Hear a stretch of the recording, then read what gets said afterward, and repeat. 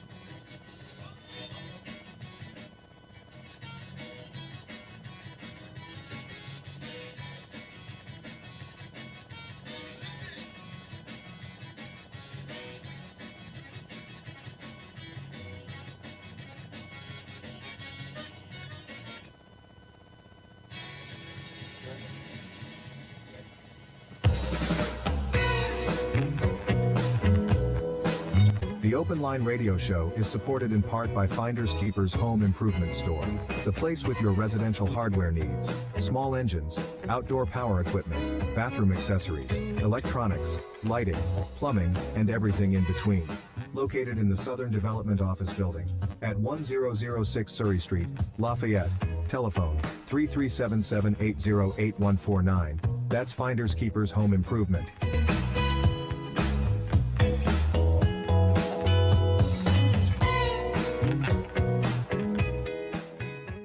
You are now listening to the only radio talk show with its hands on the pulse of the community. It's the Open Line Talk Show, with Brother Jay and Sister Kadisha, heard exclusively only on KIEE 88.3 FM. Greetings, brothers and sisters. Welcome to the Open Line. I'm Brother Jay. I'll be here with my co-host, Sister Khadijah. Stay tuned and relax for the Open Line on KIEE 88.3, your superstation.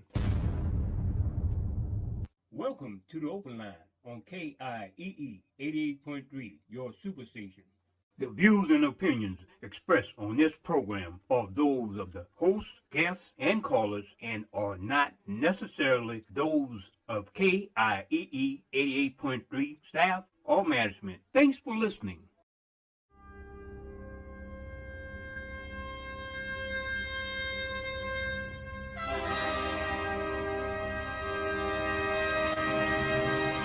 KIEE, the Louisiana Superstation, presents the community's #1 radio talk show, The Open Line. If you have an open mind.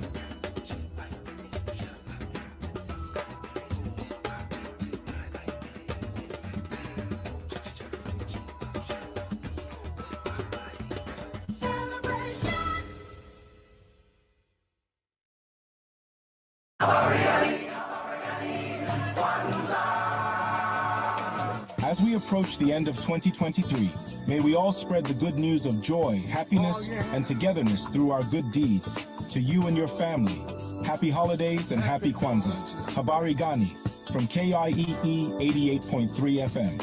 Happy Kwanzaa. Happy Kwanzaa. All right. Together there is so much we can do.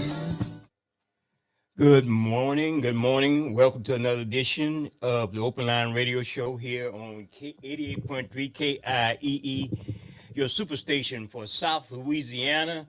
We have a great show planned this morning. We have a great guest in the studio, a community activist who I've been seeing for the last couple of years, been actually very involved in the community. But, you know, some people, we don't see them, but we know they're working in the community. And this young lady, this young sister, I want to call her sister, and so informal, Sister Khadijah said, hold up, Brother Jay, sister, we all some sisters and brothers, And we're going to have Miss Janice Green talking about Kwanzaa.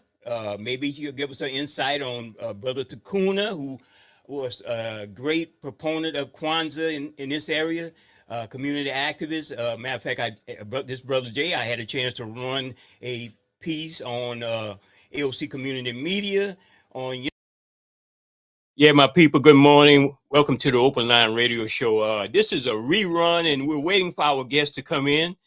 This is a replay. We're not able to be in the physical KIEE studios today, but we still don't want to waste this valuable time to bring you these important messages and issues. First, I want to say good morning. While we wait on Brother Keith, I want to give a salute to some dear people of mine, and I just want to throw this up on the screen right quick.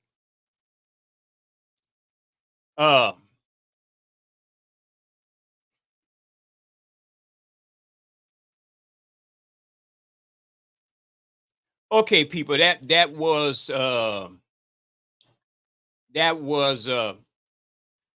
Sister Khadijah. We want to give her our deepest condolences. Her and Brother Shahid. Sister Khadijah lost her mother, Miss Shirley Boudreaux Broussard, a great person. She always touched my heart and always was clowning with me. And, I just loved the moment that we had a chance to spend with her over the years. When Sister Khadijah and I first became comrades in arms, let's put it like that, she opened up her arms and welcomed me to the Lowerville area. She would be greatly missed by her family, and also Miss Patsy and the other siblings and Mr. Kevin. We definitely want to send our deepest condolences out to the family of Miss Shirley Broussard on her passing. What a great individual.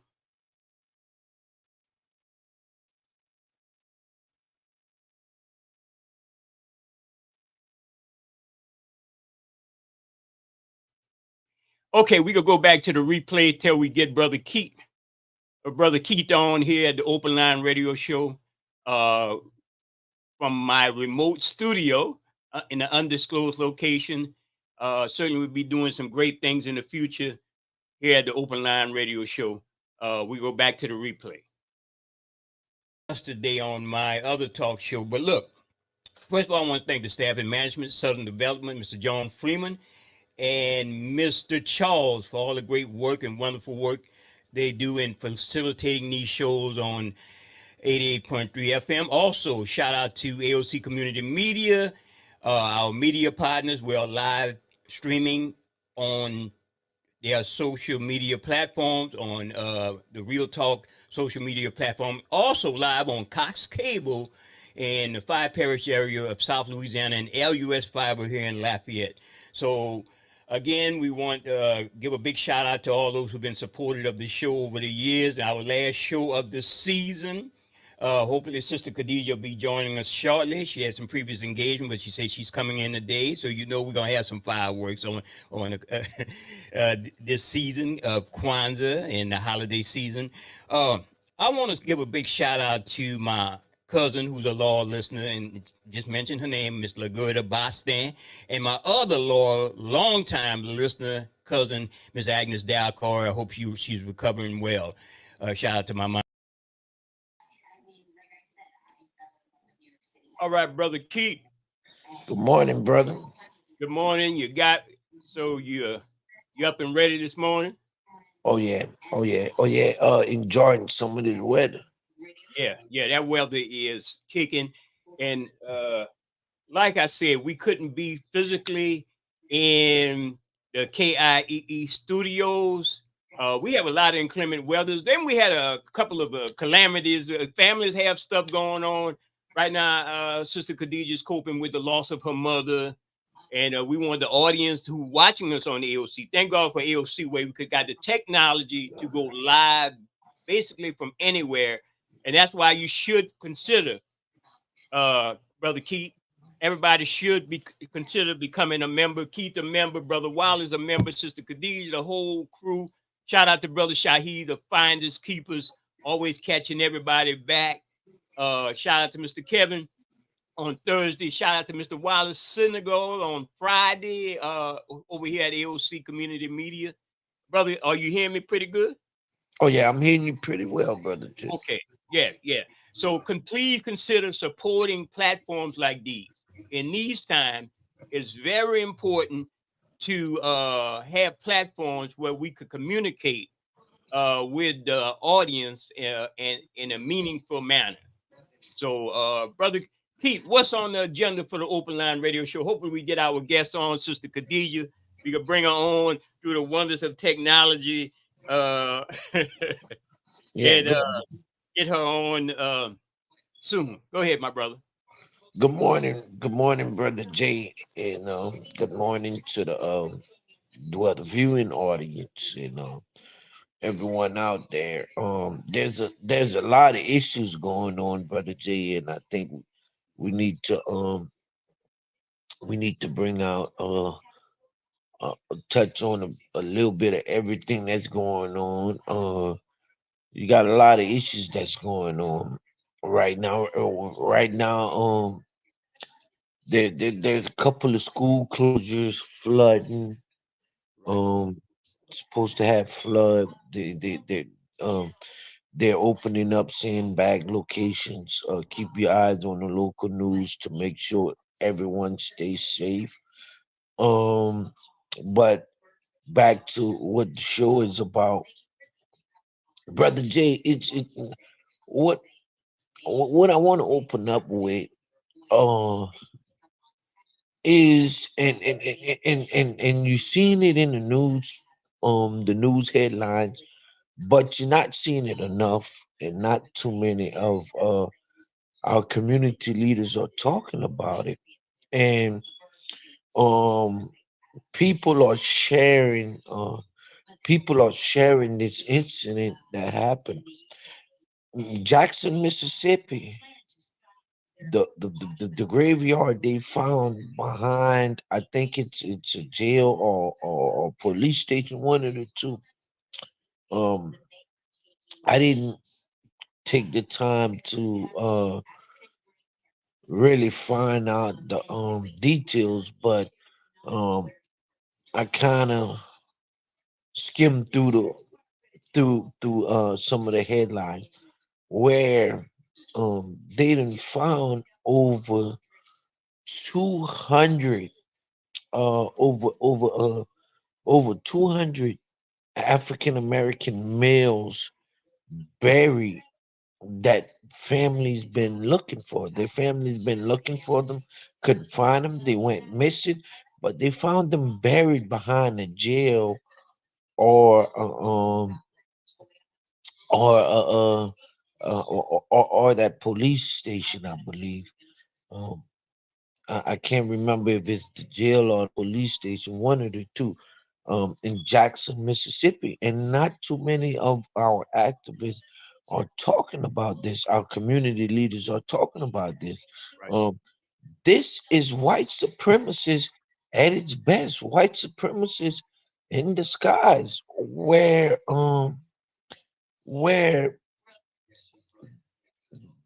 they're taking our culture of people and burying them in a graveyard that the government don't even know about.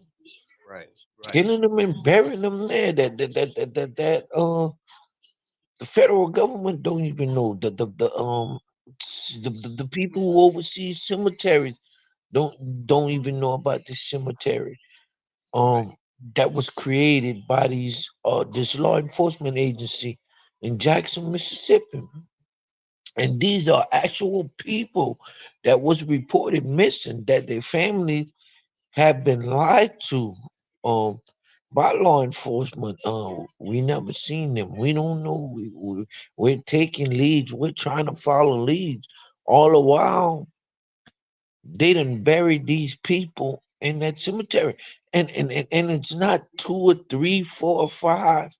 It's over 200. And I believe the present count right now is at 550 African American males buried in that cemetery that nobody knew about, that went missing. That law enforcement lied to families about.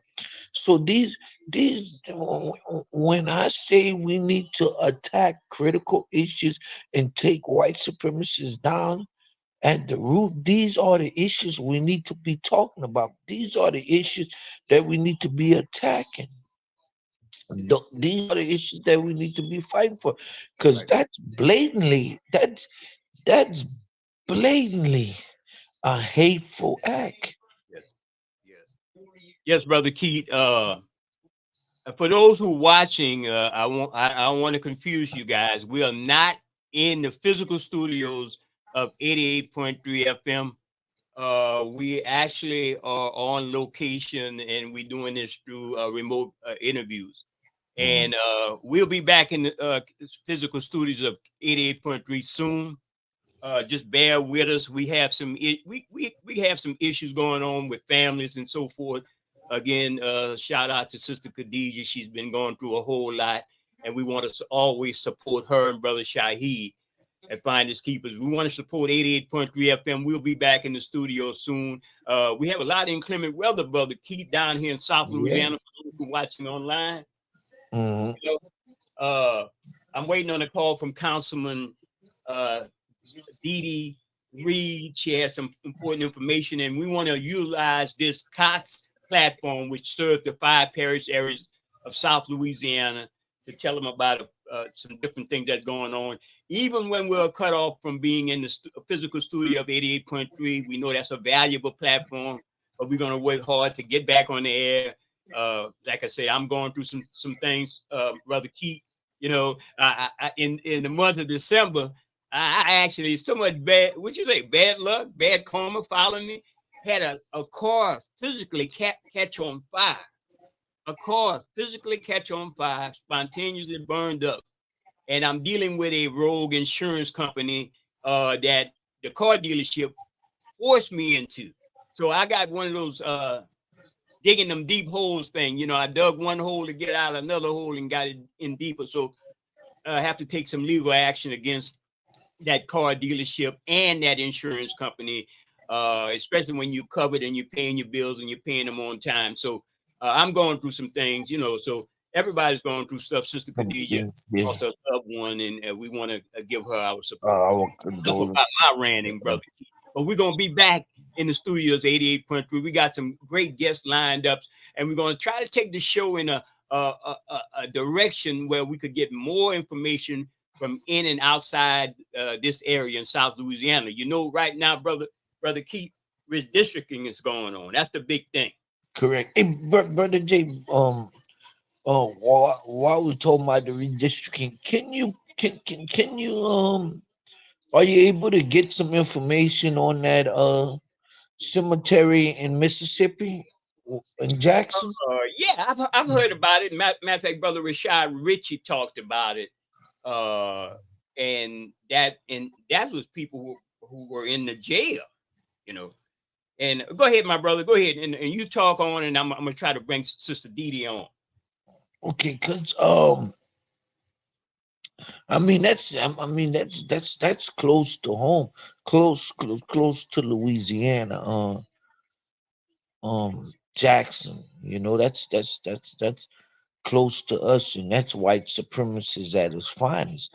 Um, I know Brother Jay mentioned earlier about redistricting. So Louisiana has a second majority district.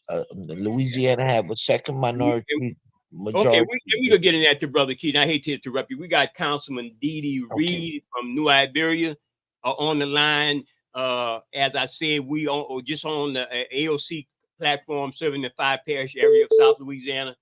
Go ahead, Councilman Dee. How you doing? Hey, Good good morning, morning. Councilman. Thank you so much for giving me a second to update the community about the event that's happening tonight. You may remember a couple of weeks ago, I came on to let people know that we were having a Women in Business event tonight, and we were going to have some guest speakers. But unfortunately, the Parks and Recs Department in New Iberia just called to let me know that a pipe has burst at the West End Martin Luther King Center. And so it's flooded in there. Not to mention the fact that the weather's been really bad, and we just don't want to put anybody in jeopardy by trying to travel to the event. So we're going to cancel the event for tonight, but we will reschedule it in the near future. As soon as I can get with the Parks and Rec Department to find out when we can have access to the venue again, I'll let everybody know. But I wanted to make sure that people knew today that we're not going to have the event tonight. But, I'll come back in a week or so and give them the new date. Yes, yes. I mean, how much of emergency situation that is since we had the cold weather, and that could be a byproduct of the cold weather. Yeah. And a lot of people are having issues. I've heard, and we wasn't physically in the KIE studios, and we heard about other people wanting to calling other people and trying to get in contact. You think? Let me ask you something. You know of any programs in the near future when people might have to go through this thing of cold weather and having pipe bursts? They could reach out to some community organizations in and around Iberia Parish. So not necessarily, except there's a couple of neighborhood associations in New Iberia that will try to help people when they're in this situation. There's one that I'm a part of called the Downtown Neighborhood Association. And what we try to do is spend our dollars in the downtown area, area off of Ann Street and that surrounding community. And then there's one on the uptown called the West End Neighborhood Association of Community. It's called WACNA, and Neighborhood Association. And so, they are also, constantly helping people to fix things in their home. So, I mean, I guess if someone's in a situation where they really just, don't have the money to fix something, they can reach out to us, and we'll do what we can to try and help them to get these repairs done. Now, as I mentioned before, I mean, if they're a senior citizen, they can apply for the grant. The only thing that people need to be aware of is that, it's the government. So it's not going to happen like you apply one day and next week you're going to get notified that you've been approved for the grant. It takes at least 30 days for them to even contact people. And then, once they do that, they got to go through all the paperwork and stuff. So you're probably looking at 45 days before you can start to get anything repaired on your home. But if you have time, and you're a senior citizen, you can get up to $10,000 to repair things on your home. Yes. Yeah, so much going on, and then the weather. Hopefully, we could get through this flooding because we know some areas of Southwood Lafayette. Well, most of South Louisiana has those issues when we have heavy rain. So that's Yeah, right there. it's unfortunate. It's going to be all day today and most tomorrow, so people are going to have to be very careful. And I feel for all the people that are still having problems with their roofs because that constant rain is going to get into their homes. So it's an unfortunate situation that we're living in. But I mean, as a community, we're going to have to all work together, pull together, and try and help our neighbors out to make sure that they can get past these things. Because by Sunday, the cold weather is back. Yeah. So, they can barely recover from it. And then here it's back. So we're just going to have to look out for each other and make sure we're taking care of each other. And Councilman Reed, are the schools open today in Iberia Parish? As far as I know, the schools are open, but now that you say that, I live down the street from a school. I haven't seen a school bus this morning, but Right. that doesn't mean that they're not open, because I was at the gym earlier. But I think the schools are open today. Okay.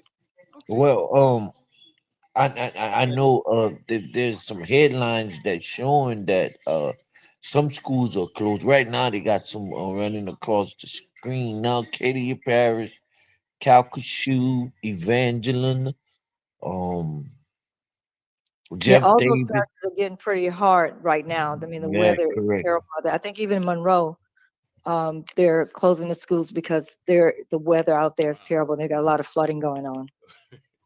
Okay, St. we Landry. times of biblical situations, I guess.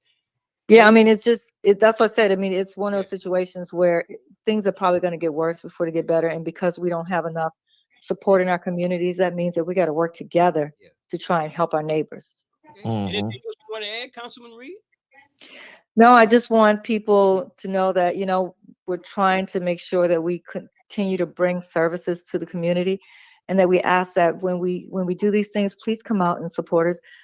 One thing I didn't get a chance to mention the last time when we were talking about the event is that we're also at the event, when we do have it, we're going to give away a $500 business grant, so that someone who, they have a business, they come to the event, they have a chance to win $500 to spend in their business. So I hope that when we are able to have the event, that people will come out and hear what these speakers have to say, and hopefully get educated on how they can grow their business, so that, they can actually move forward with the things that they want to do in life. Before before I came home, most people know I worked for Chick-fil-A. I was an IT director.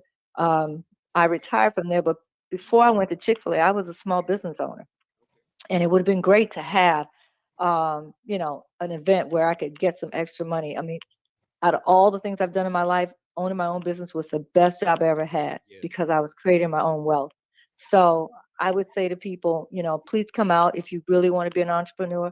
Come out and learn from others, and try and have an opportunity to get that grant. And how to contact you, Councilman Reed? They can always call me on my phone. My number is area code 404-831-2988. That's 404-831-2988. Or they can email me at my name, Dee Dee Johnson Reed, and Reed is REID @gmail.com. Okay. Well, thank you so much, Councilman Reed. And I'm sorry, we'll be back physically in the KIEE station in the near future. We definitely love our supporters, and we love to get people who got some good information to give to the community. Thank you so much for the work you do. Thank you. Thank you for always giving me an opportunity to speak to the community. I really appreciate it. All right. Thank you. Bye-bye. There you go. You had Councilman Reed, City Councilman in New Iberia. She's giving out some great information, and we should. This is what our elected officials are supposed to do: give out information, give out information. And when we do talk shows, we want to get that information from our elected officials, whether we agree with them or not. If it's especially some positive information, Brother Keith, I know you was going into something right here. I want to show you this right here. I'm gonna show it up on screen, and I hate to be blocked a little bit, but I'm gonna bring your picture down somewhat. That's our good friend, the only one I seen at the Ronald Green rally they had last year over there on the steps of the Capitol, and he was kind of hiding. We know our Louisiana politicians, they love to hide in plain sight, and he's to throw his hat in for that new congressional district. Now, I'm still not clear on that map, Drew. What in the hell is that? Yeah, that's what I'm saying. I think it's what they're saying is going to run in the Shreveport area, all the way to East Baton Rouge Parish. So, AKA another super Negro district. I'm sorry, that's just me being sarcastic. We the Supreme, we fought. Different organizations fought. The Supreme Court said or the circuit court said we needed, we can have that second district. Now, the thing is, we got the two, so and listening to listening to the big media corporations, this district with the Louisiana district, it could change things in Washington, where the Republican House majority is going to be even slimmer. Now, or us as a culture of people going to take this district, and our politicians and leaders are going to take this district and use it to our advantage, or are we going to put somebody in place in this district and in that district that can be controlled by that mega crowd, or the Republican majority? Brother Jay? Yeah, Keith. No, I was gonna let you speak on it, man. I was gonna let you speak on it. They got so many people, some people chiming in right now. The whole thing is this: will that make a difference with the state of Louisiana? It might make a difference in DC if we have, I'm thinking maybe Albert Lee Guillory might run for that seat since it encompasses the whole of St. Landry Parish in that part.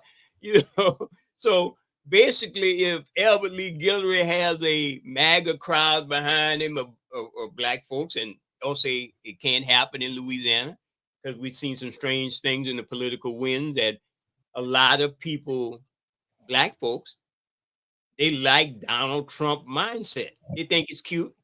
They think it's rugged. They think it's unique.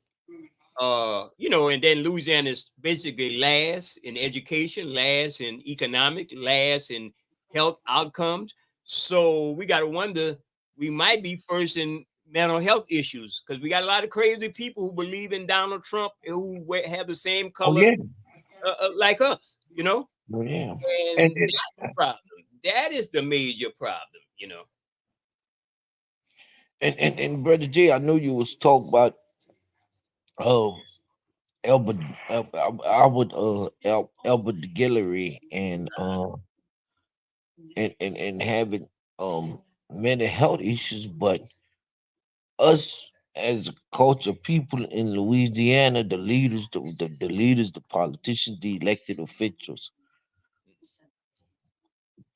we're so much on the forefront of attacking our very own, to where we can't see how the other side is dismantling us. Yeah, and that's the problem. The momentum of a snowball going downhill is you just have to give it a little push and then roll up and get some more snowball and go down here. The momentum, the gravity takes it. And the thing is, if we have people doing strange and crazy stuff and who have the same color, and we can't ignore it, Brother Keith, then it becomes a problem. I'm gonna give you an example. Right there on screen, we have Tim Scott, right? Oh boy, that's a good nigga. Showing his teeth and he's showing his eyes. And Trump is probably doing a Saturday night skit thought bubble. Oh, my end. Lord. Somebody get this fool off the stage. That's what Trump is thinking right now. That's what Trump is actually thinking and looking at. Well, this fool, I mean, he could overdo it. If you saw that was so, shameful, disgusting. Every adjective, adverb to describe Tim Scott. There are many people like that in the state of Louisiana, Brother Keith. Many of people who wear the same color. And sometimes we got to point that out. And you got, and the outcome is what? Louisiana last and everything, Louisiana first and everything negative. So we have to point those things out if that's elected politicians, you know. I mean, Correct. he overdid it, Tim Scott. I don't think Albert Lee Guillory would have done it that way. That way. You know? And let's take a step back. Not just the elected officials, man, the leaders of the organizations that's supposed to be fighting for justice. Leadership. I say failed leadership because you keep picking the same type of leaders in this state, and Louisiana hasn't budged over. I mean, ever since I grew up, and that's a long time, Brother Keith. Louisiana hasn't budged, so that tells you something about the mindset. You know, our people are picking up some leadership that's not looking at some new and innovative bad leadership.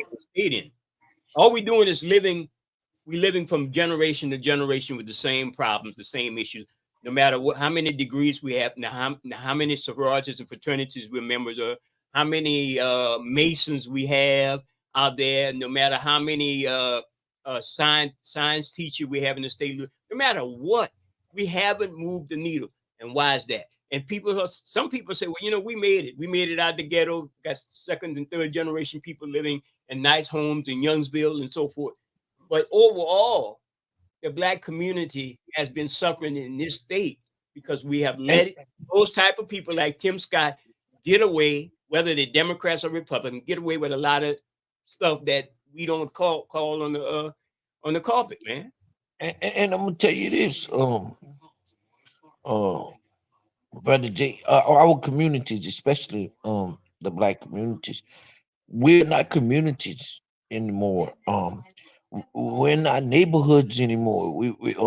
That's why they changed the name from neighborhoods to hood. They took the neighbor out the hood. They separated the neighbor from the hood. And the neighbor's moving away. To have a successful community, you gotta have stability, economics, rules of how we gonna be successful, rules of how we gonna abide by one another. And in our communities, we don't have that. The foreigners coming up buying every store, every store that was a franchise, or every store that was a mom and pop store from our community. When the former owner gets to where they can't handle the store anymore, none of these organizations come in and say, hey, look, let's keep this store with the same, generating the same investment towards the same people. None of these organizations come in and say, hey, let's help keep this store going for our community. You know, they allow these foreigners to come in, take over the stores,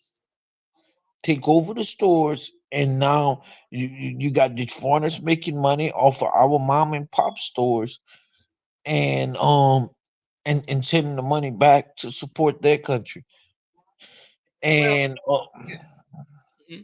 to support their communities. The system in place allows it to, because I could go back to my other comments on some other platforms concerning immigrants. And immigrant is the big thing with these MAGA Republicans and conservatives, and they got even our people thinking the same way. And let me tell you, that's a game they're playing.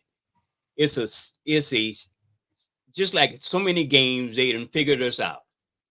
What Jeff Landry and the crowd do is talk about they're going down to the border with their guns and they're going to block the immigrants from coming in.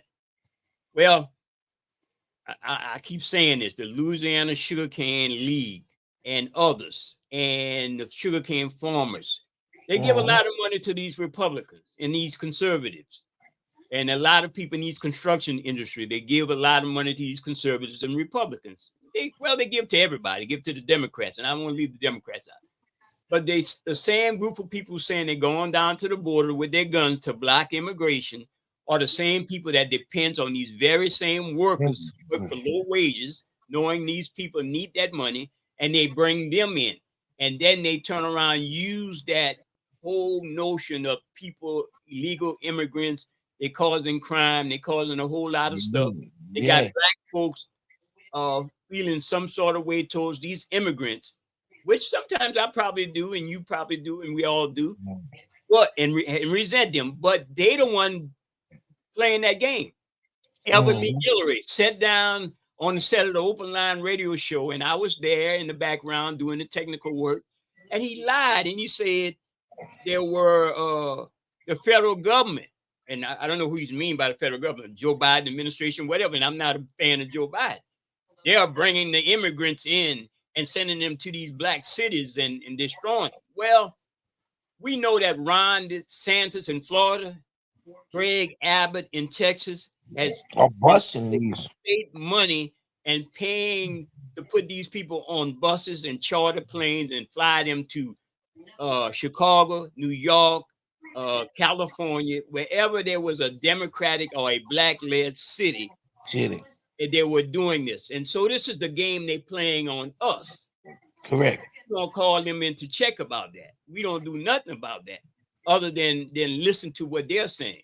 So it's a game they're being played. That whole immigrant notion, they've been playing us and they've been playing us. They're the one who let make it so that immigrants or migrants or illegals or whatever you want to call them come in and they can open up a store. They make it easy for them to open up a store. And so we in the community start feeling resentment against these people. But it's the government, whether it's Democrats or Republicans, they're the one doing this stuff.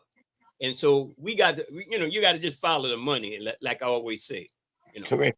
And Brother Jay, I want to go back to what we were saying about our very own community leaders and politicians misleading our people. I know they say let it go, let it go, let it go. That's in the past. It's over with now. No, it ain't gonna never be in the past. We ain't gonna never let it go because it goes to show you the narrative.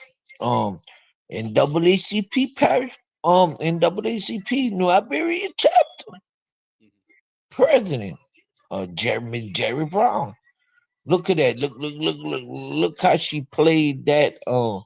Look how she played that part. And I wanna put the disclaimer out there. This is me talking. It doesn't represent community. It doesn't represent the Open Line show. It doesn't represent the platform we on. This is me talking. She look at what she did for the ACO trial. Going to lunch with the sheriff while the rest of the chapter is at the Iberia Parish Courthouse calling for the sheriff to resign, taking the stand in his defense at the federal trial while the rest of the chapter is calling for him to resign at the Iberia Parish Courthouse. Then after that, front and center after the trial, seen with the sheriff. I mean, the evidence is out there to see it. So you're gonna make a mockery. You're gonna make a mockery out the NAACP. That's crazy. That's crazy. The chapter gonna be the chapter gonna be protesting for the sheriff to resign, but the president of the chapter is taking the stand. It's taking the stand for the sheriff, for the same sheriff that the chapter is calling to resign. This is just crazy. And you're not supposed and activist leaders are not supposed to speak on this. But real community leaders, the community leaders that are leading our community get mad when they do when people do speak on this. But this is the same narrative that keeps our people in bondage in a hole. When you got a chance to take white supremacy and racism and attack it while you have that chance, and somebody within your own culture, a leader or a leader of an organization that's supposed to represent the advancement of your people, or a leader of an organization that's supposed to portray justice for everyone, is gonna take the stand and say, I know he didn't do it. It's crazy. Knowing that he did it. 12, 13 deputies testify. But because that one, our very own, took the stand and testified in his defense, he got off on the charges. Yeah, you're listening to the Open Line and watching on AOC Community Media. We're not in the physical studios of KIEE 88.3 FM. We want everybody to be safe out there. A lot of inclement weather.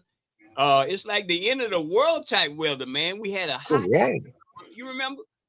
I got to get a climate expert out here to talk about these things in one of the future shows, Brother Keith. I was the chap that, fortunately, I haven't done the People's Tech and Entertainment show. We got to talk about this weather pattern has been changing drastically in the last couple of years. We had a hot summer. Remember, it was steaming hot, killed a bunch of vehicles. It killed a whole bunch of stuff. That heat was so bad.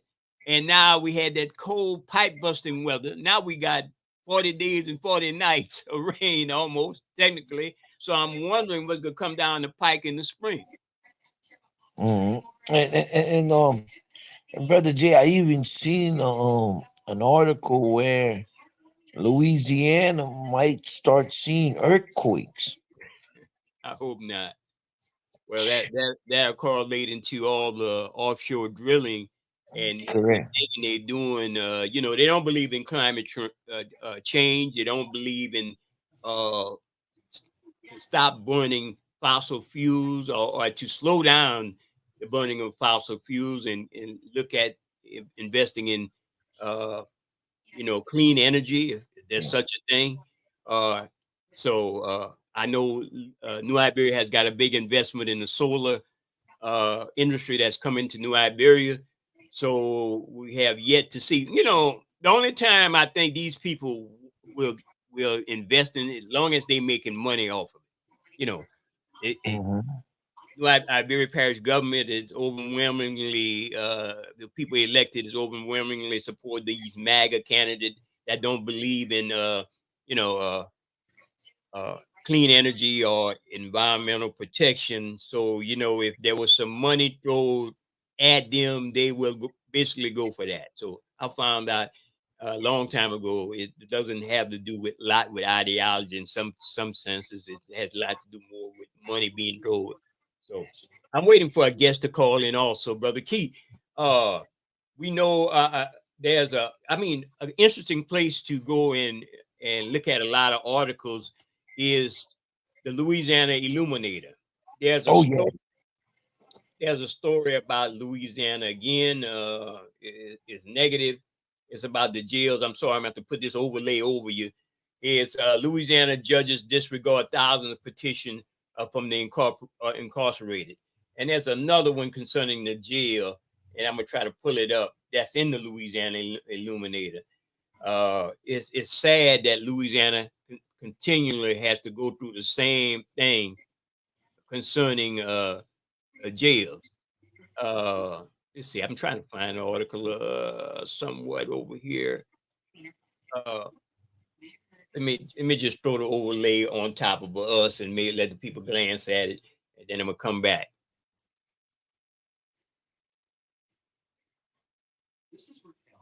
Okay, there you go. Louisiana continuously leads the nation in incarceration, and we had a bunch of politicians, Republicans and Democrats, working hard, basically to say that they was going to reform the criminal justice system here in the state of Louisiana, but sadly, it's back to square one with these people coming into office. You know, we got Liz Morrell, the Attorney General, extremist right wing. We got a whole bunch of people. Kyle Orwin, he could be working again in the Jeff Landry administration, was Secretary of State. He did everything he can to nullify voters here in black voters here in the state. So it's a eternal fight with white supremacy, and we can hopefully we could say white supremacy on this show. Some people don't want to talk about the word turn their stomach, but it's whether or not you like President Biden, I think the speech he gave last week on white supremacy, and he said the words, well, if Biden could use the word white supremacy, and again, I'm not a fan of his, but I certainly could use the word white supremacy, those two words, white supremacy, on this show. Oh, come on, brother Jay, stop that. You're talking about critical race theory, man. That's critical race theory. Yeah, well, hopefully Landry won't start with that. I think he's waiting. I think he's waiting. Just that whole notion of supporting that the congressional redrawing of the maps, all that, and we heard our Congress, well, not mine. I mean, maybe if I'm a part of America, he might be mine. Clayford Higgins, I call him Clayford, cartoon Clay, like some people call him. Yosemite Sam brother. He basically told Texas to ignore the Supreme Court on immigration when the Biden administration took him to court. Federal Justice DOJ took him to court over the issues of the border security and who they letting in and what. But I think the feds should have been prosecuting people like Greg Abbott and Ron DeSantis for taking those people and putting them in danger by putting them on planes and sending them and lying to these people and sending them to these other cities. Yeah, actually, that's a form of kidnapping. And should that be called trafficking, human trafficking? Yeah, human trafficking, correct. Yeah. Well, they use words, they play wordsmiths on us in court all the time. Brother Jay, before you go too far into that issue, I want to go back to what you were saying about the prison population. The current governor of the state of Louisiana, former attorney general at the time he was the attorney general. They had this district attorney in I think it's Jefferson Parish, Jason Willis. He was freeing. He was help freeing incarcerated people, especially African American people, people that was incarcerated for crime they didn't do, or their punishment was harsher than the crime that they did. And the current attorney general, the current governor, and former attorney general, Mr. Jeff Landry, and the District Attorneys Association sued Mr. Willis in federal court for that. And but obviously the Supreme Court decided that what Mr. Willis was doing was abided by the law, and he's able to continue doing it. But they try to stop him from doing that, and that's the cause of the prison the prison population. The jails are full, and it's black people, and it's slavery. It's slavery. It's trade selling. It's a form.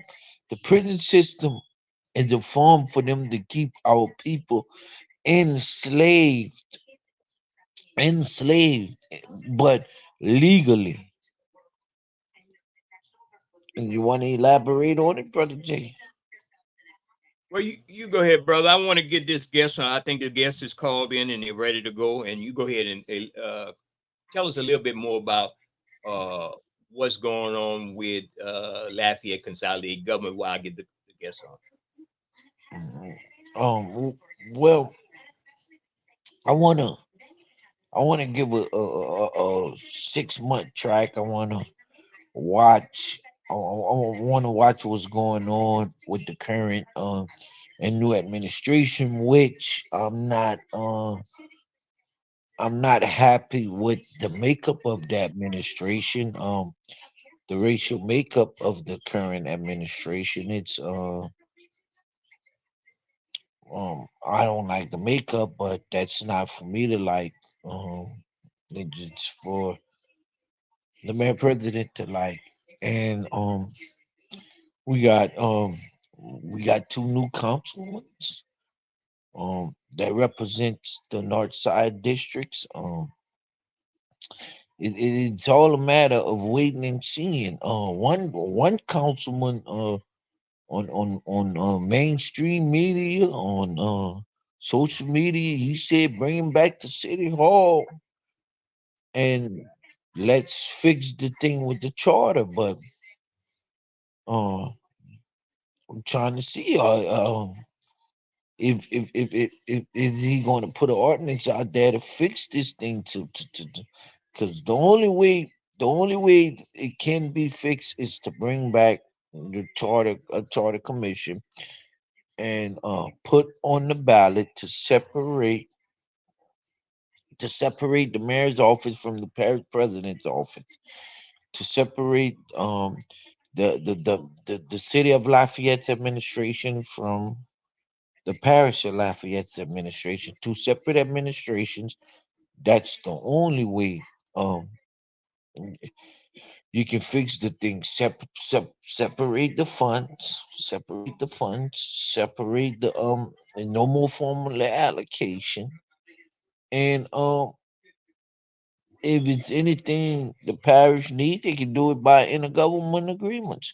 We do it all the time with the city of Broussard, city of Youngsville, city of Karen Crow. All the time we do in intergovernment agreements, and that's and it can work like that for the parish of Lafayette. We can do intergovernment agreements, but the only way you gonna fix the charter is to have 2 separate charters. That's the only way you're gonna fix that. That's the only way you can fix the thing.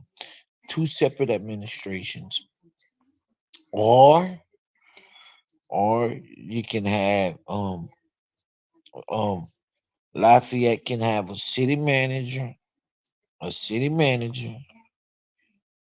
that answers to the city council, not the mayor president, that answers to the city council.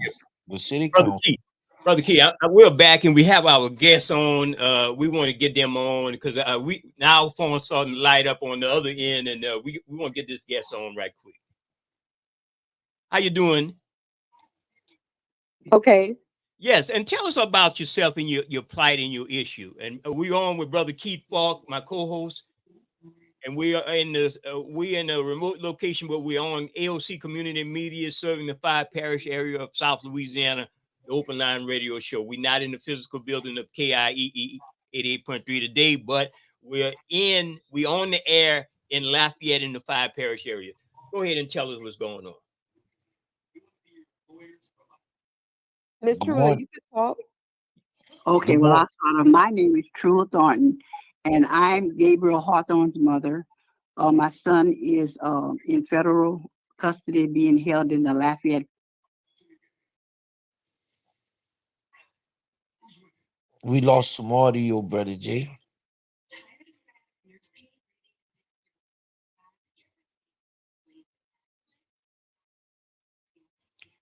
Start over? Yes, start over.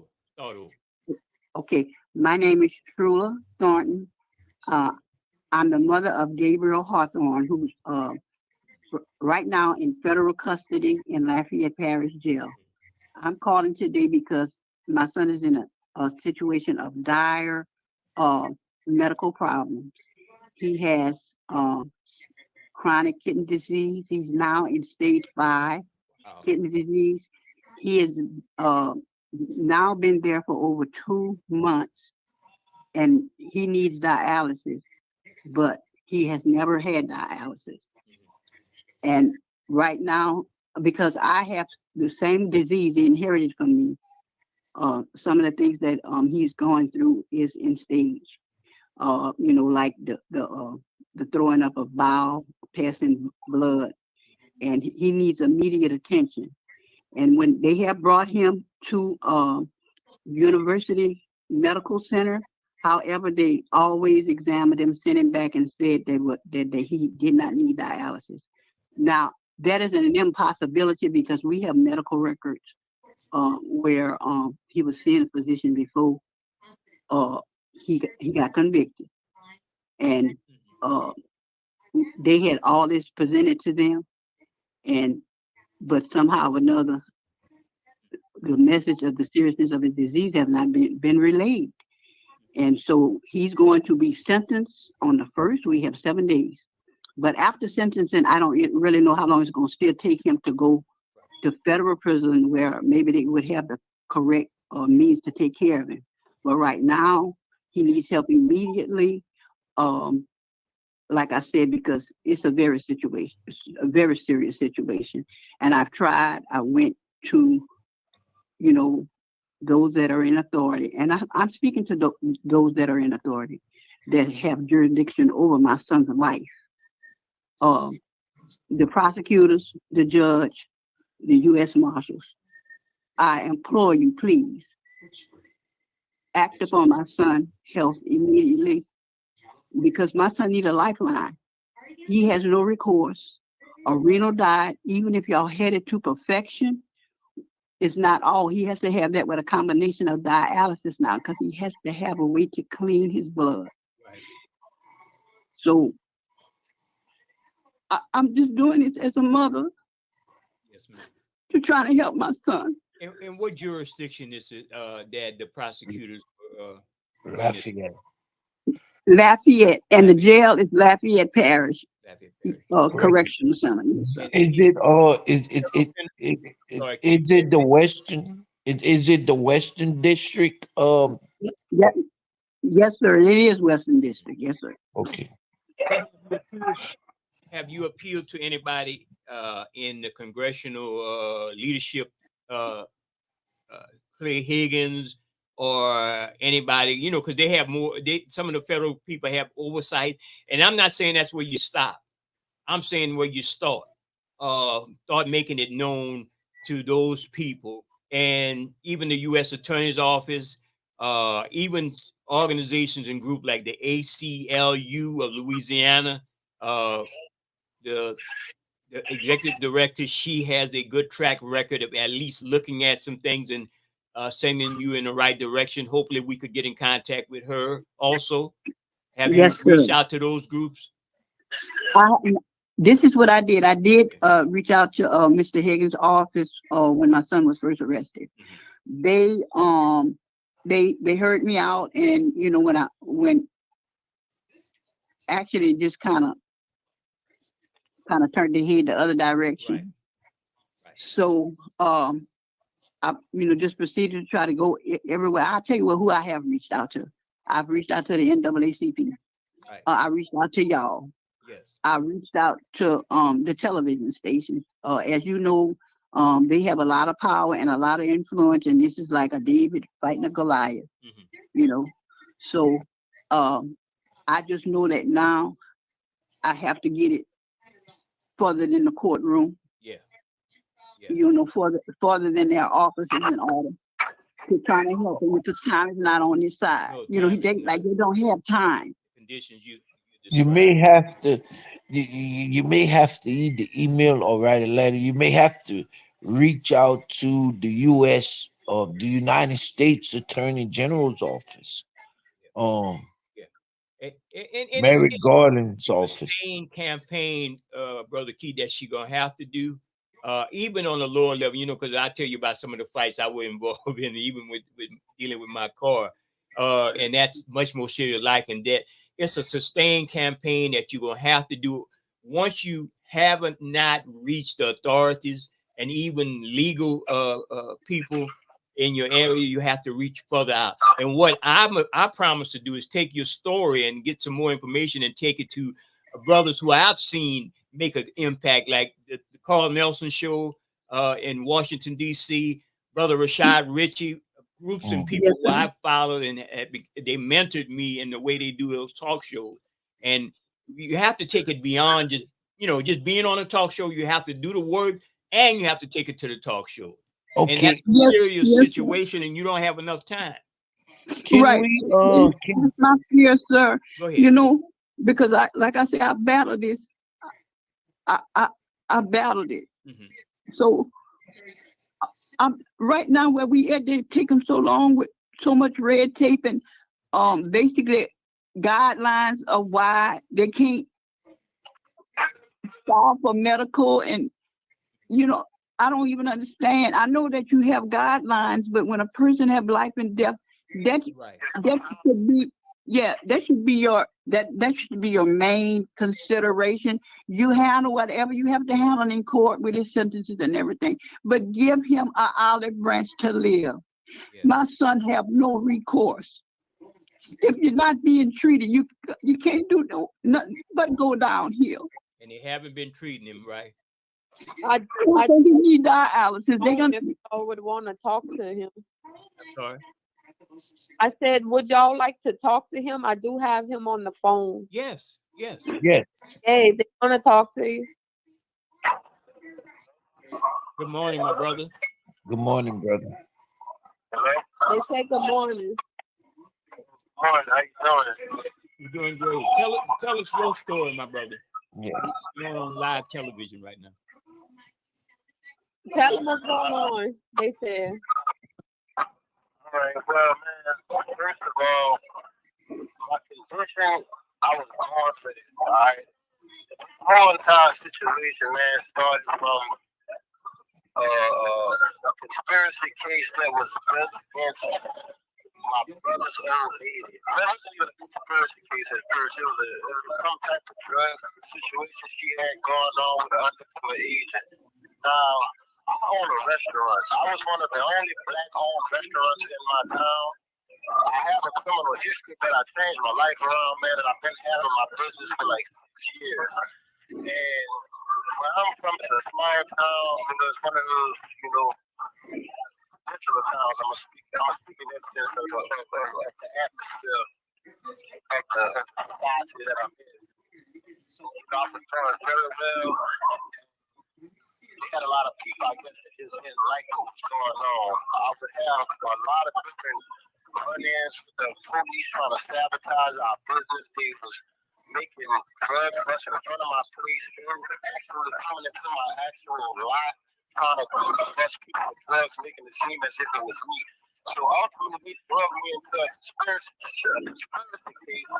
I had absolutely no knowledge of, no nothing. Hello?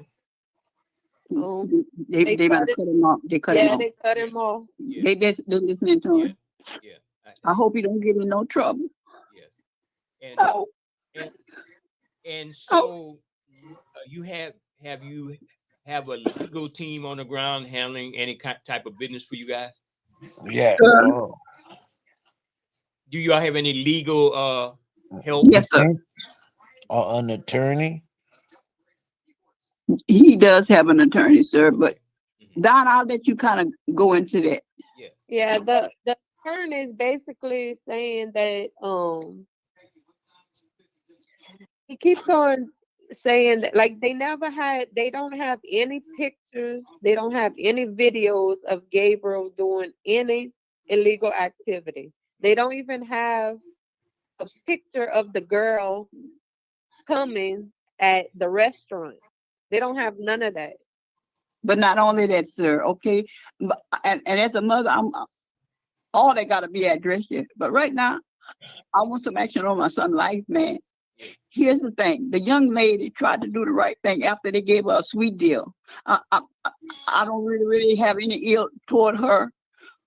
They gave her this deal, and it was a sweet deal. But she was stopped with the drugs, and she been out of jail. She spent 1 day in jail, and my son. and they've been together ever since. But here's the thing: this young lady tried to do the right thing and told them even before they brought him to trial to prosecute him that she acted alone. Yeah, I know. It hung up.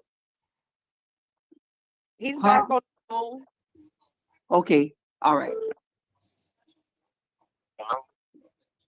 Yes. Yeah, we're here. You can go ahead, brother. You can go ahead. They said. Typically, man, they drug me into this conspiracy, man. There was my wife has the discover. She got everything that they sent us. There was no evidence, no nothing of anything of me being involved in any type of conspiracy with this woman at all. But because she was coming to my restaurant to meet my mother, they automatically said where she's getting the drugs from me. So, this happened. Her situation happened a year and I think 4 months, or a year and 2 months before they came to pick me up. Well, I turned myself in is what happened because I didn't know what the hell was going on, you know. So when I turned myself in, I was in a stage 2, and they locked me up and incarcerated me. We tried to tell them that I had, stage 5 kidney. I mean, we tried to tell them I had a kidney problem, but they didn't want to listen to none of that. It took for my kidneys to go into stage 5 failure for the judge to actually see the severity of what I had, and he ultimately let me go on home confinement. All right, but within 2.5 months, my kidneys went from stage 2 to stage 5, which typically wouldn't have taken place until I might have got to my 70s or 80s. That's how quick and rapidly my condition declined. You know what I'm saying? Because I have multiple cysts on my kidneys, and the problem with that is if you don't sustain a certain type of diet and lifestyle, those cysts will multiply and they will grow and they eat away at the kidney. So as I'm talking to you guys right now, I have maybe about 13 to 12% kidney function. That's both kidneys combined because both of my kidneys have cysts on them. The way that I survived in this facility, girl, I basically starved myself. You know what I'm saying? Because I can't eat the food. The problem with it is the minerals, the nutrients, and all of the toxins that food has in it, once it digests in your body, it's filtered through your kidneys because your body can only retain so much of each mineral. You understand what I'm saying? Yes. So by me not being able to process through my body, it builds up in my body. And what happens is it comes out in pus bumps, rashes, vomit. There's a multiple real things that happen. But with my disease, the problem with my disease is there's no cure for it. The only remedy for what I have is a transplant. And ultimately, they can put me on dialysis to filter out the toxins and the minerals that's building up in my body. But that is not a cure. It's just a quick fix until I get the transplant. Because my kidneys is not like other people's kidneys, and the disease that I have is not like a normal kidney. There is no way to replenish my kidney function because the cyst has eaten up my kidney. You understand? So if I don't get a transplant, Gabe, could Mama say something for a second? Just let Mama say something for a second. Hold on, Gabe. Hold on. Your mama's about to say something. Hold on. Okay, I would just like to say this. Dialysis, if he gets it, it can prolong his life for a little while. However, if Gabriel's body is being beat down, he will not even qualify for a transplant because basically to get a transplant, your body cannot be in a certain condition. So the thing of it is that's why time either way is not on Gabriel's side. All I know is right now he needs an immediate remedy.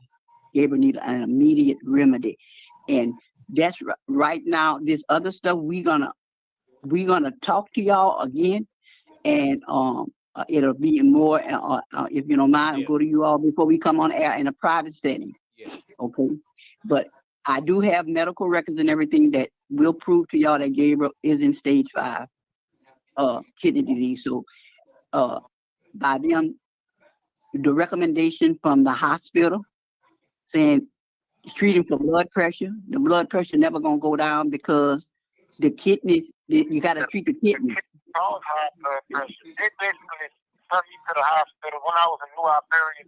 They sent me to the hospital 3 times. They hospitalized me 1 time, and their reason for me being sick was hypertension. Now they had the renal disease on there, but whenever they sent it back to the facility, they wrote it up as hypertension. And I was trying to explain to them, man, listen, my blood pressure is high due to my kidneys failing.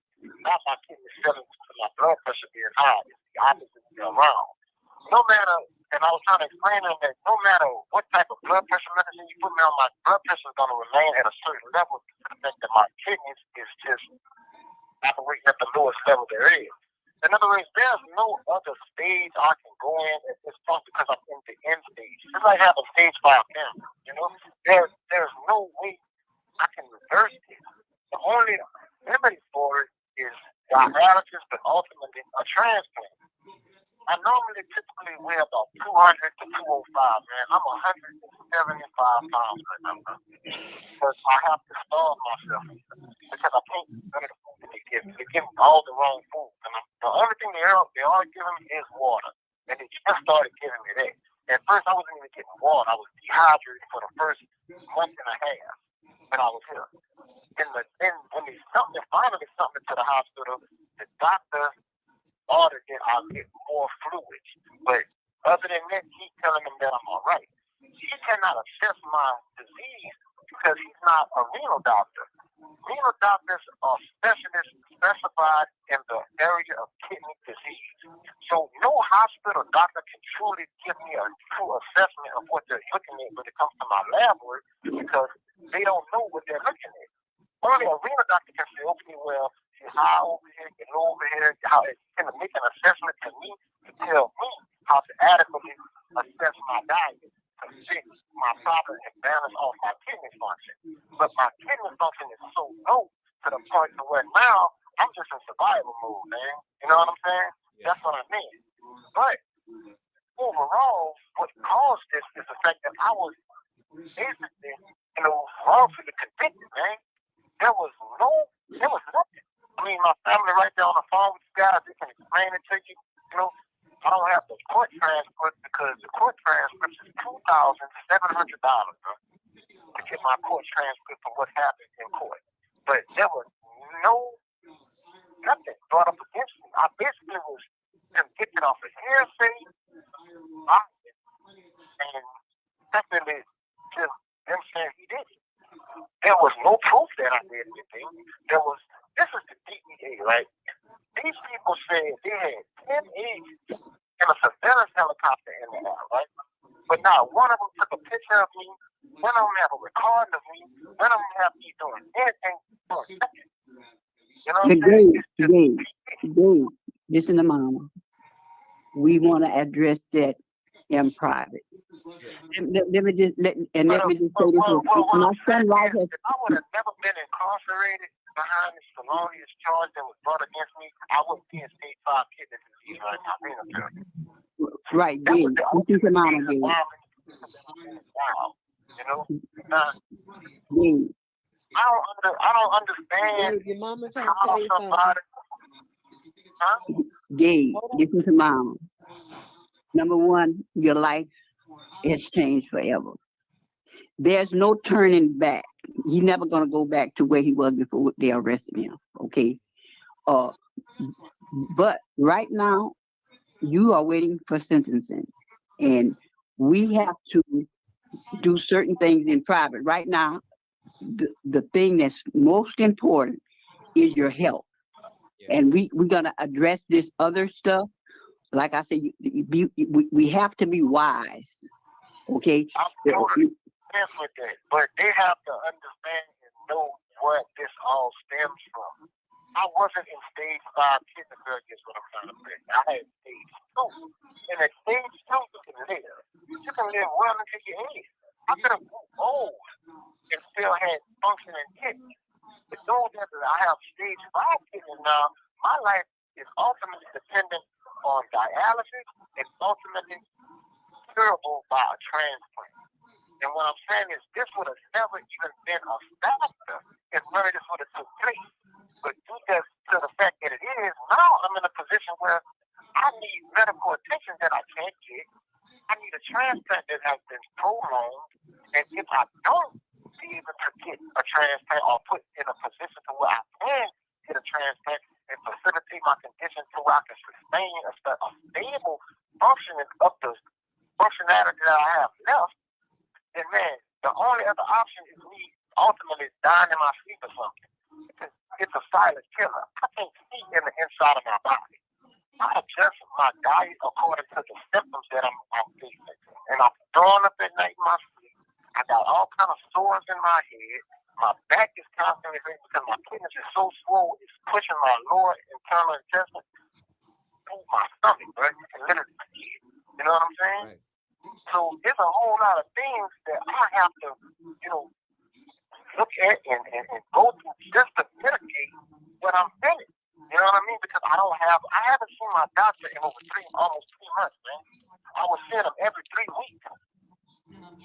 It's a critical situation. The word chronic means dead. And they overlook the whole fact of, man, this is a chronic illness. This is not an illness, it's a chronic illness.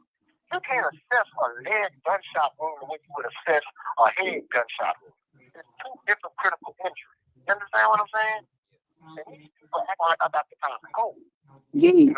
And I understand that there's laws that have to be followed. I understand it. But then there's also rules that can be mitigated due to certain compassionate circumstances. Right. And that's what happened with me when I was detained by the feds. They told me we can't let you go because of the charge you got today. And whenever that judge seen how serious it was, that judge told me, man, listen, bro, I'm compelled to let you go, bro. You need to get yourself some help. And he allowed me to get myself some help. But this was a different judge. This is the detainer judge.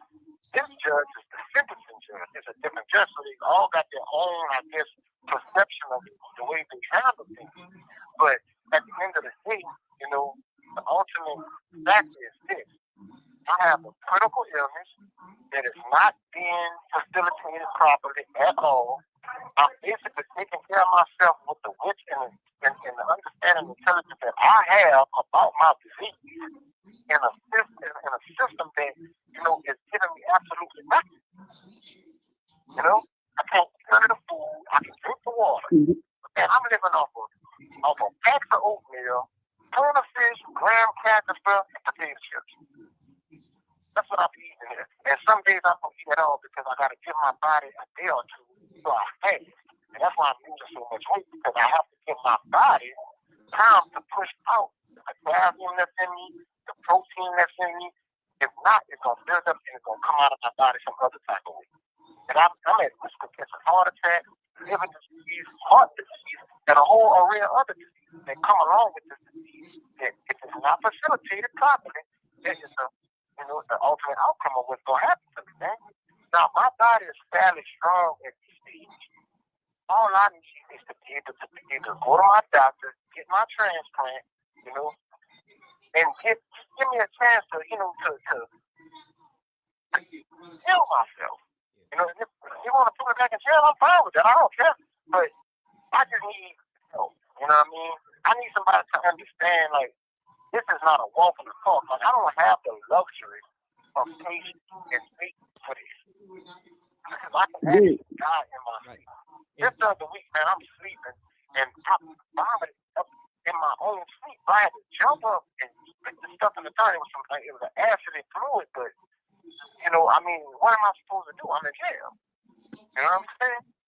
These people not going to come in here and look at me and say, well, it's serious. You know what? Everything is against me in here. As an inmate, your word does not count. It has to be proven. You understand? By some type of legal form or something. But the problem is, even with the legality that's given to show what's going on, they still overlook it. You know and it has been proven. The thing of it has been proven, and here's the thing, and the bottom line, and it's very scary. You went from stage 2 kidney disease, which could be controlled by a renal diet, all the way to stage 5, and you were in their custody. So that is the frightening part. And like I say, even though you're innocent, even if you was guilty of all that they say that you're guilty of, ma'am, to get some you don't deserve a death sentence. Yeah. And that's generally what it sounds like with them. And the fight has to be to have him released based on his health prognosis, you know. And y'all not immediate medical care, sufficient medical care immediately. So I know there's going to be. So he's basically not getting the medical attention that he needs for his condition, right? No, that's why we're on here today, because of that. And ma'am, for the audience, for the viewing audience, somebody out there who might want to elaborate or want to hear more, want you to elaborate on this. So before he went into custody, he had stage 2 kidney disease, right? Or and it's called polycystic kidney disease. So before he went in, he was at stage 2, and he's been in there 3 months? Approximately, yes, sir. Approximately 3 months. So he went from stage 2 by not having the medical treatment he needs. Within 3 months, he went to stage 5, correct? Yes, sir. And By then a federal judge. It was 2.5. Okay, he turned himself in May, Mm-hmm. and then by the time August came, he was in stage 5, and then August is whenever they let him out on house arrest. And then he stayed home until November. November was the trial, and then November 17th they sent him back to jail. Okay. So from May to August is whenever it went to stage 5, and then he's been back in jail since November till now. With stage 5. With stage 5. It went to stage 5 when they first incarcerated. When I got out, they let me out, I got my levels back to normal. This is all recorded medical fact. It wasn't normal, but it was at a standstill. I got it back to a standstill, because the problem with my kidney disease, there's no cure for it. And what happens is when it gets worse, it only gets worse. Like, it don't go in reverse. It goes forward. Like, I can't grow back my kidney tissue. You know what I'm saying? So being that my kidneys have it, and another thing, my kidneys is 6 times the size of a normal kidney. A normal kidney is about the size of a small coffee cup. My kidneys are the size of grapefruit. And if you look at what they look like, they look like a porcupine almost. They have so many cysts on them. I mean, you would look at it and be like, wow, like, what is this? You know what I mean? Now, on the outside, like I said, look at me, I look healthy. You know what I'm saying? But the problem is what's going on with me is the inside. And the only reason I look like this is because I know how to take care of myself, and God is with me. Because honestly, I shouldn't even be on the phone talking to y'all right now. You know what I'm saying? I'm supposed to end that stuff, but I have a strong discipline in me to where I know what is necessary and what needs to be done. That's why ultimately I'm still functioning at the level that I'm functioning to. But my kidneys, I'm gonna say it like this: my GFR is at a 14, and this was over 3 weeks ago when they actually did a blood test on me, and my creatinine levels is at a 4.8. Normal creatinine levels is between 1.2 to 1.8. Multiple numbers above that. And once you get past 15 on the GFR, the condition of your body determines if you need dialysis or not. Right. You understand what I'm saying? Yeah. And right now, he's trying to get information for the public, because you never know who's gonna have compassion, Right. who can help, this, like you said, go further. So let's let him now narrate And as a to group, us. Yeah. what would Yeah. you have the general public, because we have a wide audience in the 5 parish area here on AOC Community Media. What would you have the group, who you would like to reach out to, who you would want to bring into your confidence, and who you would like to reach out to, and how can we all help? Okay. Basically, man, I just need somebody to be able to, be a voice for my condition. Because there's a motion that you can call, it's called medical downward departure, where when somebody is critically ill, I can be sentenced to home confinement and take care of my condition. You know what I'm saying? From home. That'll give me access to doctors, that'll give me access to getting a transplant, etc. And somebody that can just talk to these people, man, because the federal government is a strong force. It's a strong force. A lot of things that have to be done through legal matters, because it's not like you can just walk up there with a kumbaya and they're going to listen to you. I mean, this is the federal government. You know what I'm saying? None of that matters to them. The only thing that matters to them is you got to show it to them legally, and you have to use the legal avenues that they have in order to mitigate these certain types of situations, which they do have. But they normally and typically give them to those who they feel deserve it. You understand what I'm saying? Yeah.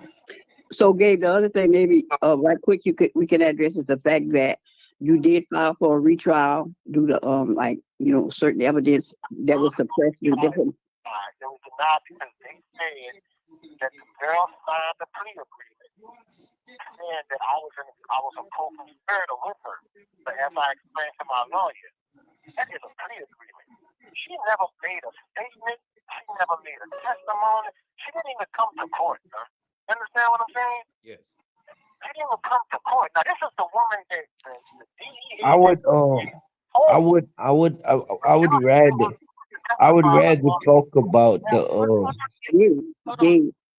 I'd rather talk about the plea. I'd rather talk about the plea agreement and things like that in private. I wouldn't. Right, I'm trying to tell you that's not. This is not. But here's what we're gonna do. Our segment is winding down for the 10:30 a.m. mark here on AOC Community Media. We got the crux of your story, and we would like to bring you guys back and to talk about how can we get you, if you haven't had any movement in a week or so, how would we be able to get you on your objective to get out to better heal yourself, meaning like you saying, home confinement or better medical facilities to address your issues and your concern, and to put you in contact with other people who might take it a little further, because this is a talk show, and we got people with different opinions, and hopefully somebody's listening, some legal entity is listening, some humanitarian group is listening, some entities who have much more power than we have as talk show hosts. But before we let them go, ma'am, if anybody wanna reach out to you, can you tell them how to get in touch with you? I'm gonna give you my number, and then Don can give you her number. My name is. You don't have to give it over there. You don't have to give it over there. Okay. I got your number, and I'm gonna share with my co-host. Okay. All right. We're two on the line. Brother Keith is on in Lafayette. I'm on in a separate location, and we'll share the number. And this what I'll do whenever we can meet. I'm gonna give y'all the proof of his medical and everything like that, so you'll have the actual concrete evidence. Okay. And we like to bring y'all all in studio once we get back to the studios in Lafayette, KIEE 88.3. We'll bring y'all in, and we hope we could bring. We have a legal ask a lawyer person. We could get the preliminary concerns with her, and we also could get you in contact with the Louisiana ACLU. Correct. Yes, and that's what I really want to do that. Yeah, because eventually we may have to do some type of a picketing and stuff like that. But I thank y'all so much, and I need direction, and that's what I need. I need he need a voice because right now his voice, he don't have a voice. And I'm sending out to my brother, be strong and continue to fight. Fight, yeah, because always light at the end of the tunnel, brother.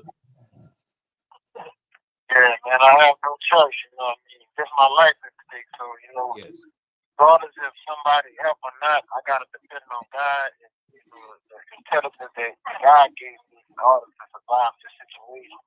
I don't know what the outcome is going to be. I don't know what the judge going to do when it comes to the sentencing on the first. Hopefully God attention hard drugs. If not, I'll just have to battle out the best I can. But all right. Seriously, man, I have a critical condition.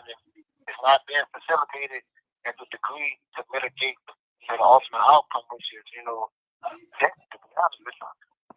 The doctor told me that I could live in the current state that I am for a year. That's what he told me. It's been 6 months since he told me that. So I've never been put on dialysis yet. I've never seen my doctor in over 3 months.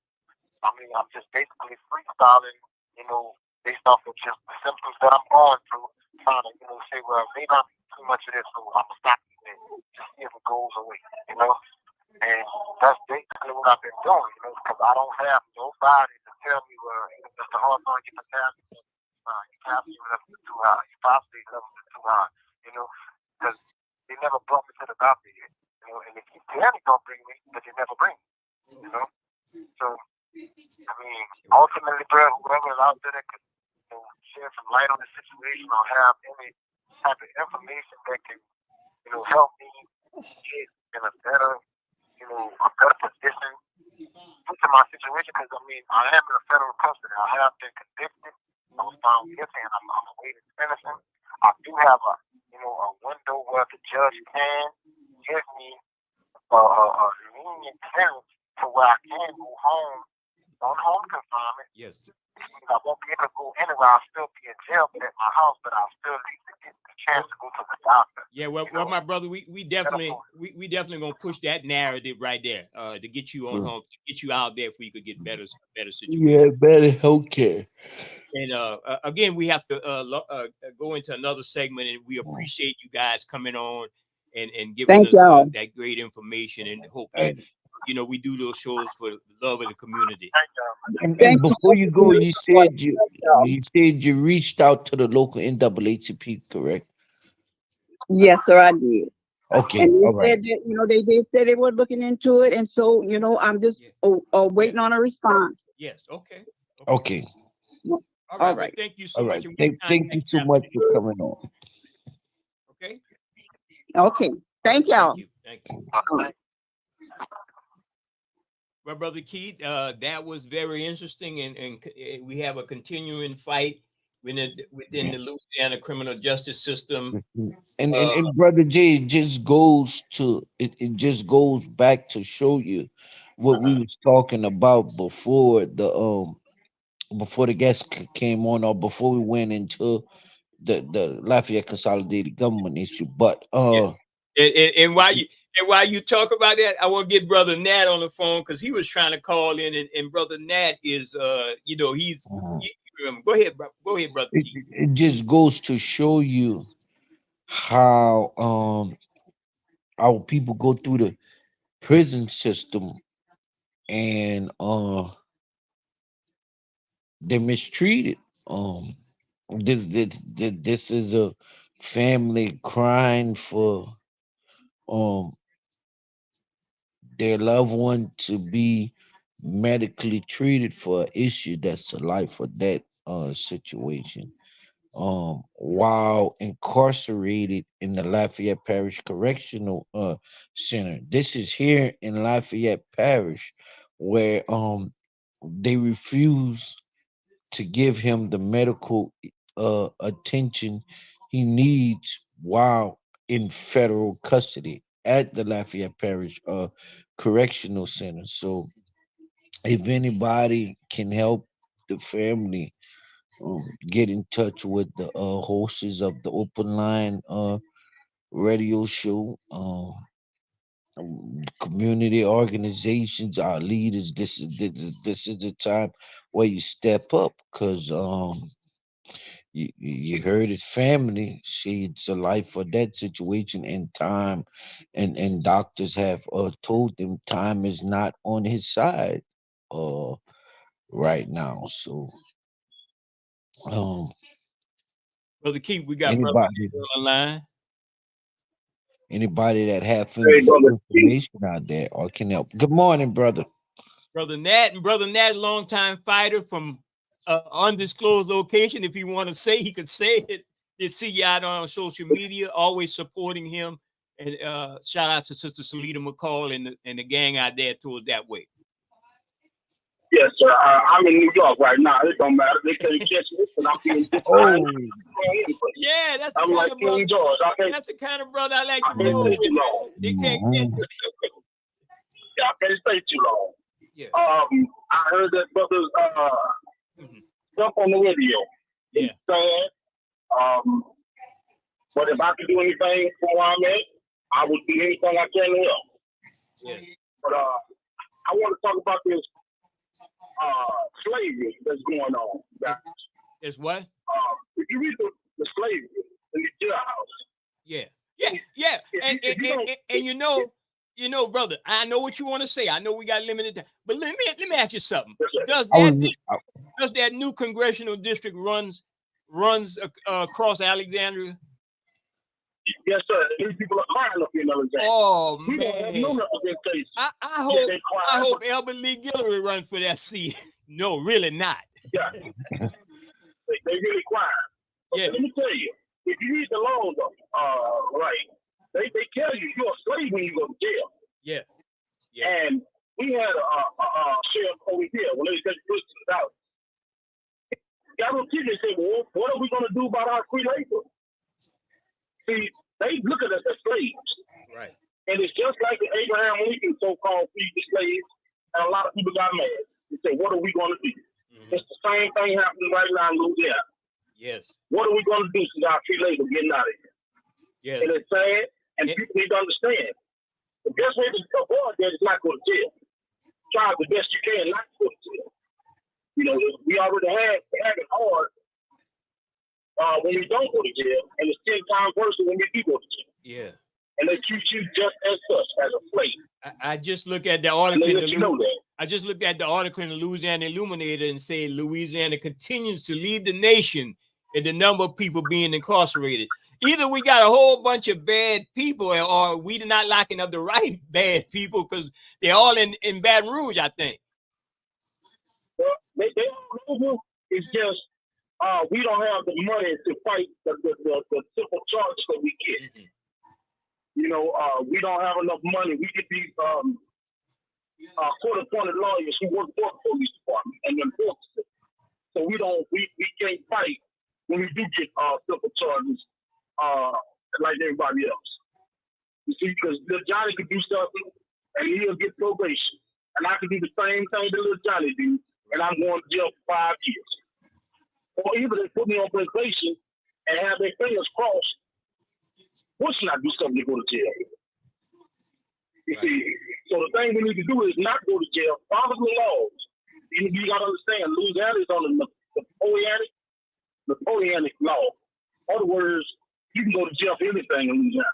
Yes, you can. And that's the way they want it, and that's the way they designed it, and they don't want to let go of that. Because if they let go of that, a lot of people have to get out of jail. Mm-hmm. So we behind on codes, and they want it like that. I'm sorry to call y'all and talk about slavery, but that's exactly what's going on. Yeah, Brother Key, you want to add to it? And I elaborated on that earlier.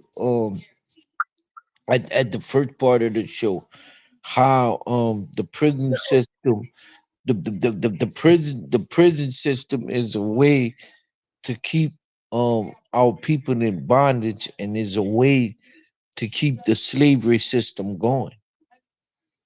Yeah. Yeah. It's just a legal way. It's just a legal way to continue that slavery narrative. Let me say for both of you brothers, and y'all know we follow Louisiana politics closely, even though we all disillusioned with some of the things that's going on. You have a new group of people, let's say going to Baton Rouge, and they're basically saying even the so-called new governor going to change Louisiana, Brother Keith. They're going to move Louisiana forward. They say that all the time. And the problem, brother Nat, that never changed. I mean, not since I came into existence. Well, it's just like a man meeting a new lady. He'll tell her anything to lay down and get in bed with her. He'll tell her anything that she want to hear, and we fall for it every time. Yeah.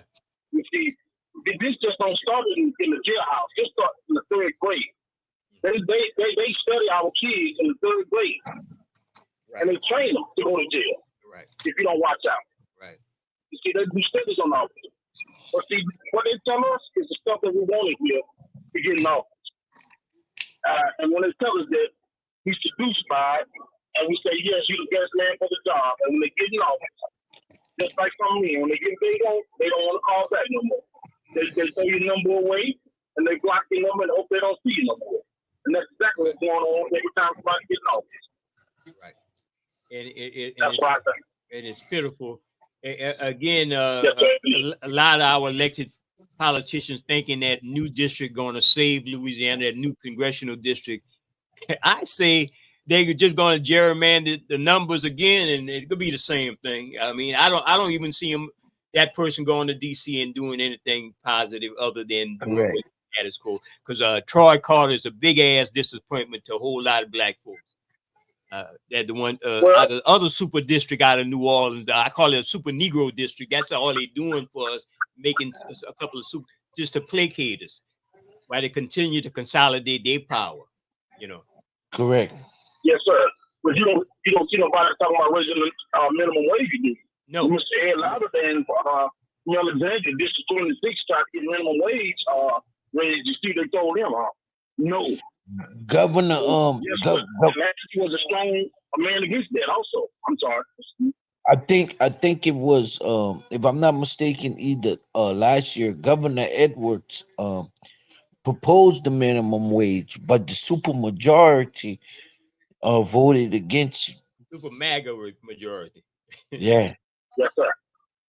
But the same people that's in office now voted against it. So you think we're gonna get anything out of this new district that they form? Well, that's brother Keith and brother Nat. That's what I'm saying. They hang their hat on everything. The fight was to get that other district, to send them to DC, to give them the majority in the Congress, which I don't see things changing.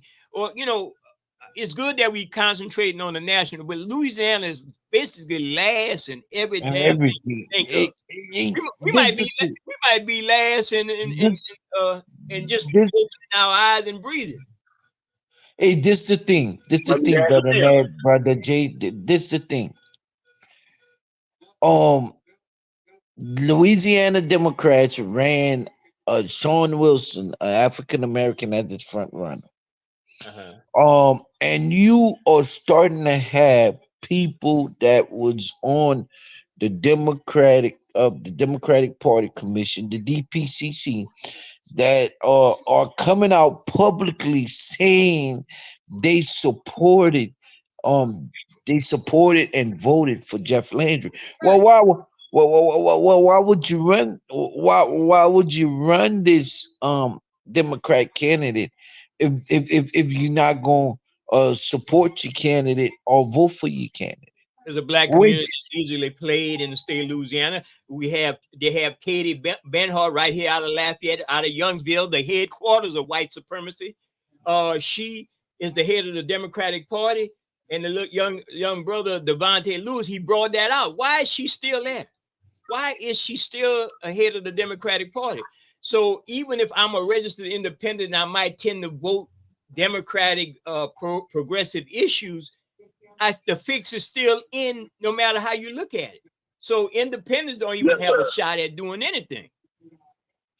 Well, that was a dog and pony show with Mr. Sean Wilson. That's all that was. Yeah.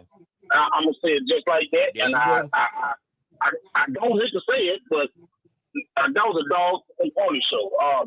They pranced a young, well, not young, but a successful black man in our face. knowing that they had Southern and Garland homecoming on the same day as the election. Now you tell me was a big thing already. You didn't see it though, did it? Yeah, that was. Garland and Southern has never had their homecoming on the same day. And it's an election. The fix was already in. They just want to make it look good. Yeah. They already knew who they was going to vote for anyway. Yeah, and then you see the thing, brother Nat and brother Key, that gets to me when these pundits come out and you have local community activists and politicians come out and say the black community didn't turn out. That's their fault. Well, y'all been playing the black community, and you got number voter apathy, and voter apathy rightly so in this case because you've been playing the black community, and if you not fighting or telling them the real issues and identifying the people that are bringing your community down, well, you gonna have people gonna say, I'm not going to vote. I'm not playing this game. So that's their fault. That's the Democratic fault. That's the Democrat. They blew this. And then, brother Nat, brother G, let me show you this about Lafayette. The black leaders in Lafayette, they took this white candidate, and I don't mean to sound like a racist because I'm not. I'm for everybody that's gonna do right, but they took this candidate and ran this candidate in our community, brought this candidate in our community. That's the best thing for us in Lafayette. That's the best thing, the lesser of two evils. And always a choice. You look at her top positions. Most of the top positions inside Lafayette Consolidated Government are appointed. Her top appointments, now one of them is a person of the minority. Now one of them is a black and brown person.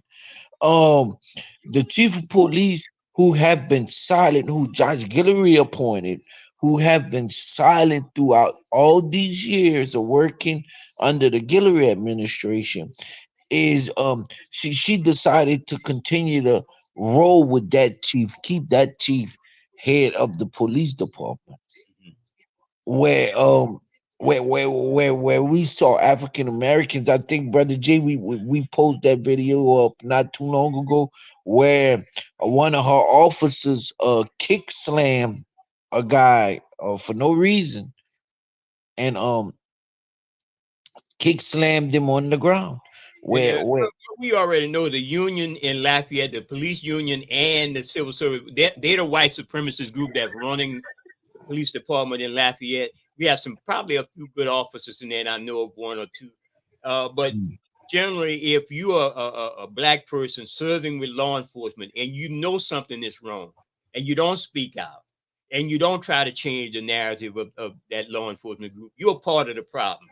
We got to start looking at it like that. We got to call it what it is, man. It's never going to change. Yes, sir. And our black leaders run these politicians in our community and tell us it's the best thing for us, but all the while is the best thing for their pockets. And the north side is not benefiting from nothing that this candidate gonna do, but because that candidate is steady lining these leaders' pockets, that's the best thing for the community. Brother Nat? Yes, sir. Mr. Keith, I agree with you. That's when we got to get better people on the DPS level. Democratic, community. Our DPS people pick some sorry candidates. Yes. And they pick the candidates that pay them the most. And they put them people in front of us and say, this is the best person for the job. But all the time, our DPS is being funded by the RPEC, if you understand what I'm saying. Yep. So when the RPEC is funding the DPS, then we get the lowest of the low to represent us. It's almost like the lowest of the low to represent us. It's almost like the so-called hood gangbanging, some political gangbanging. Your ops are when your ops are financing you, you know you're in trouble. Yes, sir. See, if the people would get together in their community and pick their own candidates, and they forget the deep pick and the art pick, the people need to get together and pick their own candidate and say, hey, look, this is who we want to represent us. And if you don't do your job, we will recall you and just pass and put you in office. Until we do that, then it's a fine shame for the community. Because money rules everything around here. Yeah. We got to go back to grandma, how they used to do back in the 1950s and 60s and stuff like that. We gonna pick our own candidate. That's what we got to do. Because the DPEC now, especially Alexandria, they pick people who not even beneficial to the job and say, hey, this is a better person representation. And then you come to find out you work for the people that do campaigning. You can't do that. That's illegal. Right? Hey, when you got money and you pay people to do stuff, that's the problem. The people got to stand up for themselves. It's for the people and by the people. That's what it's supposed to be. And until we can understand that, then we'll always have a problem. Yes, sir. Yes, sir. Yes, sir. Yes, sir. Well, Brother Nat, we winding it down. We got a couple of minutes left, and we definitely appreciate you, man. We're not in the regular studio of 88.3 FM, but we're on the open channel in the 5 Parish area of South Louisiana. And brother, it's always great to hear your voice, and we do support you. And we know you're fighting in that area, and I'm not gonna say the area unless you want to say the area. But you somewhere else, they can't catch you where you at. Yeah, it's Alexandria, but I don't ever be there. Yeah. I'll be down over here sometimes. Yeah, yes, sir. Yeah.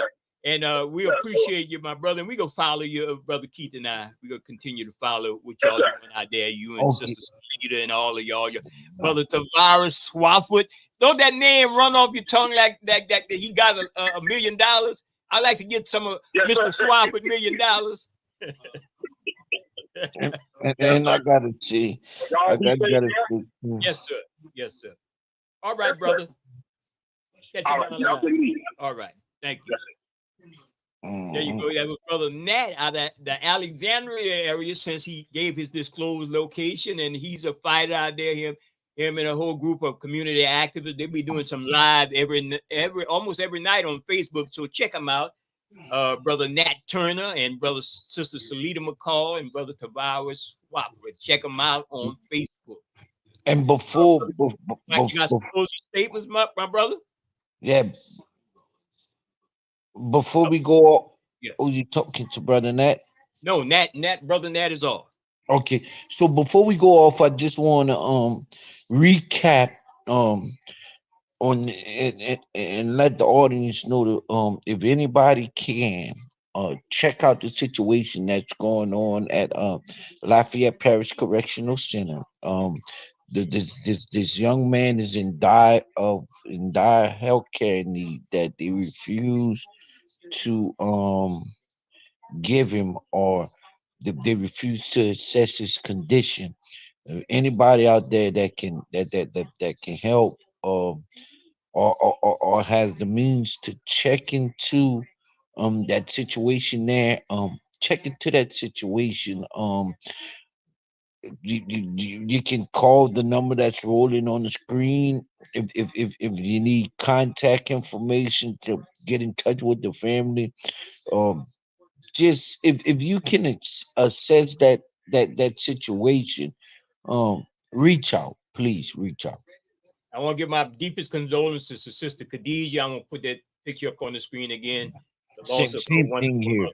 Yeah. Give my deepest condolences to Sister Khadijah and Mr. Kevin. Yeah. And Mr. Kevin and their family.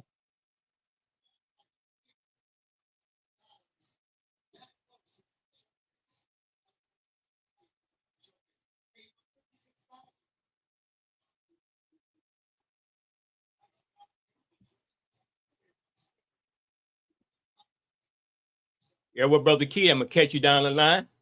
Really appreciate you, brother. All right, Brother Jay. We gonna meet further to the audience. We gonna see y'all down the line. We got some more things coming up, some more good information, good news to bring to you. On behalf of the open line, Brother Jay, Sister Khadijah. Peace, love, and happiness. Yes, sir. Yes, sir.